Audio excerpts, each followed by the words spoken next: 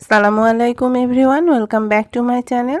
আজ আপনাদের সাথে শেয়ার করব ভীষণ মজাদার আর একেবারে স্বাস্থ্যসম্মত সাবুদানার ফ্রুট ডেজার্ট। এই ডেজার্টটা ঠান্ডা ঠান্ডা খেতে অনেক বেশি মজা লাগে। ইফতারে এক বাটি এরকম সাবুদানার ডেজার্টটা থাকলে সারাদিনের ক্লান্তি একেবারে দূর হয়ে যাবে। হাতের কাছে থাকা সামান্য কিছু ফল, সাবুদানা আর দুধ দিয়ে মজাদার এই ডেজার্টটা আজকে আমি তৈরি করেছি। আশা করছি আপনাদের এই রেসিপিটা অনেক অনেক ভালো লাগবে। প্রথমেই আমরা সাবুদানাটা সেদ্ধ করে নেব। সেজন্য চুলায় একটা প্যানে পর্যাপ্ত পরিমাণ পানি গরম বসিয়ে দিয়েছি। পানিটা ফুটে আসলে এখানে মেজারমেন্ট কাপের হাফ কাপ পরিমাণ সাবুদানা দিয়ে দিলাম। তারপর সাবুদানাটাকে খুব ভালোভাবে সেদ্ধ করে নেব। নাড়াচাড়া করে সাবুদানাটাকে সেদ্ধ করে নেব যতক্ষণ না পর্যন্ত সাবুদানাটা একেবারে স্বচ্ছ হয়ে আসছে সে পর্যন্ত। সাবুদানাটা যখন স্বচ্ছ হয়ে আসবে তখন এটাকে চুলা থেকে নামিয়ে একটা স্ট্রেনারে নিয়ে নর্মাল টেম্পারেচারে থাকা পানি দিয়ে খুব ভালোভাবে সাবুদানাটাকে ধুয়ে নিতে হবে।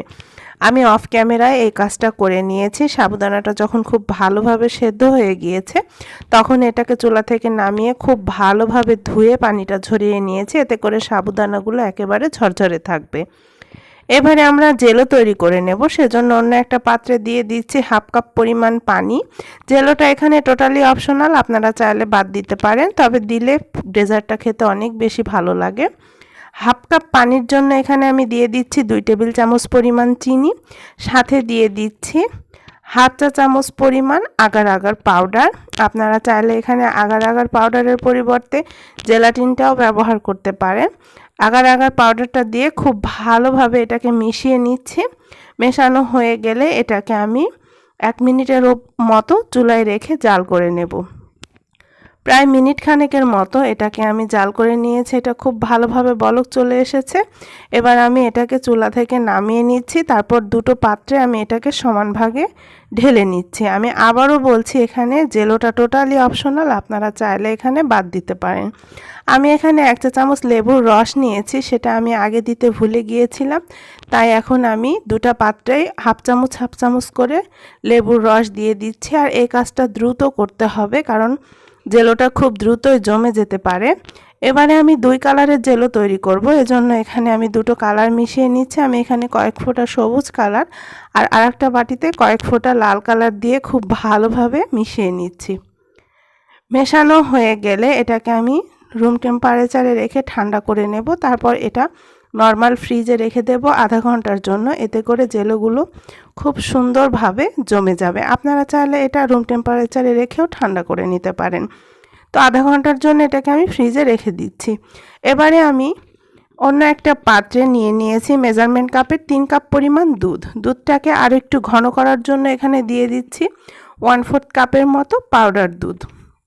তারপর আবারও খুব ভালোভাবে মিশিয়ে নিচ্ছি। মেশানো হয়ে গেলে দুধটাকে আমি 4-5 মিনিটের মতো চুলার আঁচটা মিডিয়ামে রেখে অনবরত নাড়াচাড়া করে খুব ভালোভাবে জাল করে নেব। আর এই কাজটা একটু ধৈর্য ধরেই করতে হবে। দুধটা যত ঘন হবে ডেজার্টটা খেতে তত বেশি ভালো লাগবে। 5-6 মিনিট পর দুধটা বেশ খানিকটা ঘন হয়ে এসেছে, দুধটা খুব সুন্দরভাবে ফুটে গিয়েছে। এ পর্যায়ে আমি এখানে মিষ্টির জন্য দিয়ে দিচ্ছি 1/3 কাপ পরিমাণ চিনি। চিনিটা আপনারা আপনাদের স্বাদ অনুযায়ী বাড়িয়ে বা কমিয়ে দিতে পারেন। চিনিটা দিয়েও খুব ভালোভাবে নেড়ে নিচ্ছি।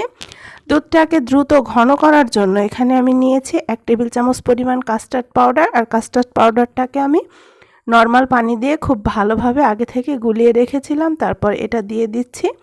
আপনারা চাইলে এখানে কাস্টার্ড পাউডারের পরিবর্তে 1 টেবিল চামচ পরিমাণ কর্নফ্লাওয়ারও দিতে পারেন। তারপর খুব ভালোভাবে নেড়েচেড়ে দুধটাকে খুব ভালোভাবে ঘন করে নেব। এখানে আমি 3 কাপ দুধকে জাল করে 2 কাপ করে নেব। এই তো দুধটাকে আমি খুব ভালোভাবে ফুটিয়ে নিয়েছি, দুধটা অনেকটা ঘন হয়ে এসেছে। এবারে আগে থেকে আমি যে সাবুদানাগুলো পানি ঝরিয়ে রেখেছিলাম সেই সাবুদানাগুলো এই দুধের মধ্যে দিয়ে মিশিয়ে নিচ্ছি। খুব ভালো করে এটাকে দিয়ে মিশিয়ে নিচ্ছি। মেশানো হয়ে গেলে আমি চুলার জালটা অফ করে দিচ্ছি। খুব ভালো করে আমি এই দুধের মধ্যে সাবুদানাটাকে মিশিয়ে নিয়েছি। এবারে আমি এটাকে চুলা থেকে নামিয়ে নিয়েছি। চুলা থেকে নামিয়ে এটাকে আমি রুমের স্বাভাবিক তাপমাত্রায় রেখে আগে ঠান্ডা করে নেব, তারপর এটাকে আমি নর্মাল ফ্রিজে রেখে দেব 2 ঘন্টার জন্য। এর মধ্যে দেখা যাবে এটা অনেকটাই ঘন হয়ে যাবে, আর এই ডেজার্টটা ঠান্ডা ঠান্ডা খেতেই ভালো লাগে। 2 ঘন্টা পর দেখুন দর্শক, সাবুদানার এই মিশ্রণটা অনেকটাই ঘন হয়ে গিয়েছে। এবার আমরা এটা পরিবেশনের জন্য কিছু ফল কেটে রেখেছিলাম, সেই ফলগুলো এর মধ্যে মিশিয়ে নেব। আমি এখানে একটা আপেল ছোট ছোট কুচি করে কেটে নিয়েছি, সেটা দিয়ে দিচ্ছি, আর কিছুটা রেখে দিচ্ছি ডেকোরেশনের জন্য। কিছুটা সবুজ আঙ্গুর নিয়েছি, 3-4টার মতো খেজুর একেবারে কুচি করে নিয়েছি। আপনাদের হাতের কাছে যে ফলগুলো থাকবে সেই ফলগুলো দিয়েই এই ডেজার্টটা আপনারা তৈরি করে নিতে পারবেন। এখানে আমি একটা কলা কুচি করে নিয়েছি, আর কিছুটা বেদানা দিয়ে দিলাম। এবারে ফলগুলো দিয়ে খুব ভালোভাবে মিশিয়ে নিচ্ছি। আমি যে ফলগুলো এখানে দিয়েছি সেগুলোই ব্যবহার করতে হবে এমন কোনো কথা নেই, আপনাদের ইচ্ছা মতো ফল এখানে আপনারা দিতে পারেন। আর আগে থেকে যে জেলোগুলো তৈরি করে রেখেছিলাম সেগুলোকে আমি ছোট ছোট করে কেটে নিয়েছি, সেগুলোও মিশিয়ে নিচ্ছি। আর চেষ্টা করবেন পরিবেশনের মুহূর্তে জেলোগুলো ব্যবহার করতে, না হলে জেলোগুলো থেকে কালার ছেড়ে দেয়।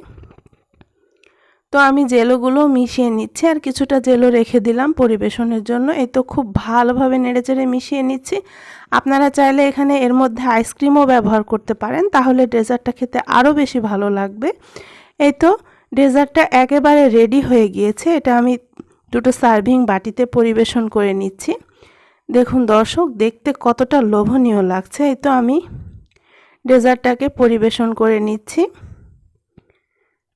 আমি দুটো বাটিতে এখানে নিয়ে নিচ্ছি। এবারে ওপর থেকে আরও কিছুটা ফল আর জেলো দিয়ে খুব সুন্দর করে সাজিয়ে দিচ্ছি। খাবারটা দেখতে যত সুন্দর লাগছে, খেতেও মাশাআল্লাহ অনেক বেশি লোভনীয় হয়। এই তো ভীষণ মজাদার সাবুদানার ফ্রুট ডেজার্টটা পুরোপুরি রেডি হয়ে গিয়েছে। দেখুন দর্শক, দেখতে কতটা লোভনীয় লাগছে। প্রিয় দর্শক, ভীষণ মজাদার সাবুদানার ফ্রুট ডেজার্ট পুরোপুরি রেডি। আপনারা ইফতারের টেবিলে এই ডেজার্টটা যদি একবার তৈরি করেন তাহলে বাসার সবাই বারবার এটা খেতে চাইবে, এতটাই মজার হয়ে থাকে এই ডেজার্টটা। আশা করছি আজকের মজাদার এই ডেজার্টের রেসিপিটি আপনাদের ভালো লেগেছে। একবারটি এরকম ডেজার্ট থাকলে সারা দিনের যে ক্লান্তি আছে সেটা নিমেষেই দূর হয়ে যাবে। আমার চ্যানেলে আরও বেশ কিছু ডেজার্টের রেসিপি রয়েছে, আপনারা চাইলে দেখে আসতে পারেন। আমি ডিসক্রিপশন বক্সে লিঙ্কগুলো দিয়ে দেব। আপনারা চাইলে সাবুদানা আর দুধের এই মিশ্রণটা তৈরি করে নর্মাল ফ্রিজে রেখে দিতে পারেন 2-3 দিনের মতো। জাস্ট ফ্রুটসগুলো কেটে মিশিয়ে পরিবেশন করে নিলেই হবে। তো আজকের মতো বিদায় নিচ্ছি। সবাই ভালো থাকবেন, সুস্থ থাকবেন। আগামীতে আবারও আপনাদের সাথে দেখা হবে। সে পর্যন্ত সবাইকে আল্লাহ হাফেজ।